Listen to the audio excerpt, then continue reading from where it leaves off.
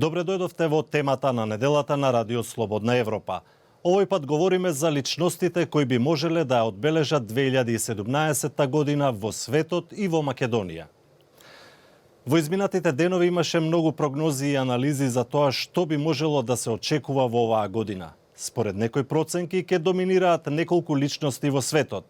Доналд Трамп, Јарослав Качински, Тереза Меј, Владимир Путин и Ангела Меркел, секој на свој начин ќе остават нивен знак на клучните настани годинава. Зошто?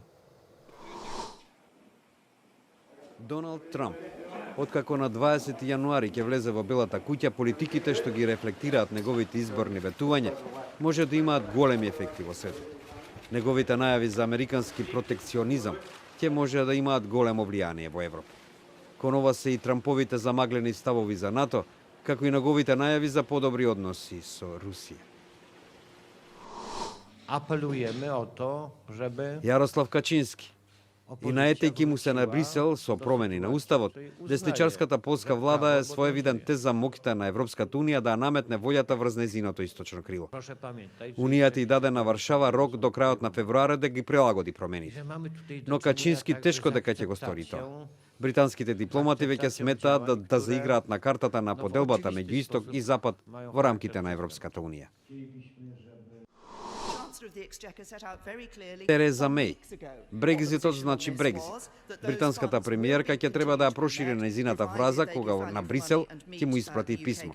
Тоа треба да го стори до 31 март, за да го започне двегодишниот развод со Европската унија. Задржувајќи покер лице, таа ќе мора да ја обедини нејзината влада и британците во врска со излегувањето на земјата од Европската унија. Процес кој може да доведе и до распад на Британија. A stronger EU and a stronger NATO. Владимир Путин. Лидерот во Кремљ води тешко зачитања тактичка игра за обнова на влијанието на Москва во светот. Тој може да прави пријатели или проблеми со западните соседи на многу начини, од контрола на снабдувањето со газ до поддржување на нивните опоненти. Од анектирањето на Крим во 2014 година, малкумина во Европската унија ќе се обложат во врска со следниот чекор на Путин. Ако Доналд Трамп го скрши редот со олабавување на американските санкции, Европската унија ќе се најде во небрано, бидејќи тоа ќе може да го сторат и некои нејзини членки.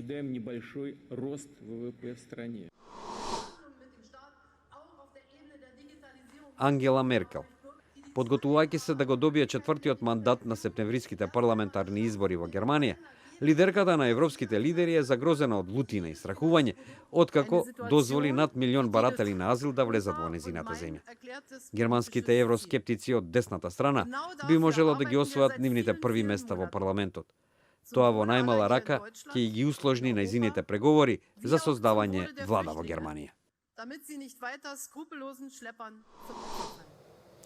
И во Македонија станува збор главно за личности од политичката сцена кои би можеле да доминираат и годинава.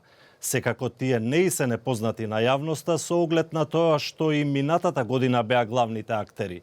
Па според проценките, што може сега да се очекува од нив? Никола Груевски, Зоран Заев, Али Ахмети, Катица Јанева. Овие имиња кои ги слушавме речиси секој ден во изминатата година немаат сериозна конкуренција ниту во годината пред нас. Македонската јавност очекува истите тие личности кои се директно поврзани со општествено-политичкиот живот во земјава да ја одбележат и 2017-та. Тоа се политичарите кои Македонија ја носат низ кризата во изминативе 2 години. Политичките аналитичари прогнозираат голема популарност на опозицијскиот лидер Зоран Заев и неговите коалициски партнери, а од тоа колку тој ќе успее да се промовира во наредниот период, ќе зависи и успешноста на специјалната јавна обвинителка Катица Јанева. Таа, според многумина, ќе има централно место во наредната година, но не само таа, туку целиот тим на СЈО. Случаите кои ќе произлезат од работата на оваа институција ќе ги направи исто толку популарни и личностите кои ќе бидат поврзани со предметите. Не помалку застапени ќе бидат и новите албански партии, првенствено Беса која покажа значителен успех на предвремените избори во декември. Клучна улога годинава им предвидуваат и на лидерот на ВМРО ДПМНЕ Никола Груевски, но и на лидерот на интегративците Али Ахмети. Ако политичката нестабилност продолжи во текот на 2017 година, аналитичарите не ги исклучуваат и разновидните облици на граѓанска непослушност. Во таа насока протестите и контрапротестите нема да изостануваат. Сепак, доколку ги има, не очекуваат тие протести да бидат со силен интензитет или пак во облик каков што беше шарената револуција. Насилната, односно натурена политизираност го замолчи креативниот дух во земјата на сите полиња, а ако ваквиот амбиент од минатата година продолжи и во оваа, тогаш не може да се очекува голем исчекор во социјалната надградба на Македонија, велат социолозите. Според нив опасноста и натаму да останеме заробени во расправите за политиката и корупцијата, во социјален молк без дебати и дискусии, како што тоа беше досега, постои и е реална. Промените, велат, можат и ќе се случат само со помош на нови социјални односи и свеж социјален простор кој е потиснат, но не и исчезнат. И тоа беше се во ова издание на темата на неделата на Радио Слободна Европа, која беше посветена на личностите кои би можеле да ја одбележат годинава во светот и во Македонија. Следете не на нашата интернет страница, како и на Facebook и YouTube. До гледање.